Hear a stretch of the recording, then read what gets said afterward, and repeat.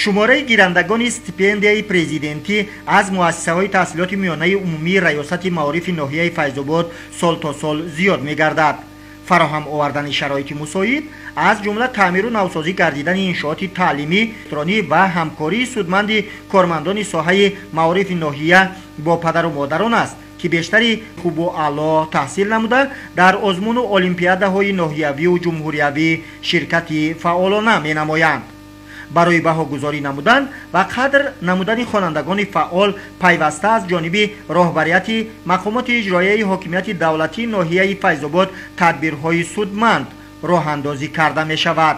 تدبیر نوبتی برای دریافت گیرندگان استیپندیای پرزیدنتی که با ابتکار شعبه کار با جوانان و ورزش مقامات اجرایی حاکمیت دولتی ناحیه فیض‌آباد برگزار گردید، شماره بیشتری خوانندگان فعال را برای شرکت نمودن در چنین تدبیر جلب نمود. هدف از برگزار نمودن چنین تدبیر را مسئولان شعبه کار با جوانان و ورزش مقامات اجرایی حاکمیت دولتی ناحیه فیض‌آباد سودمند ارزیابی نمودند.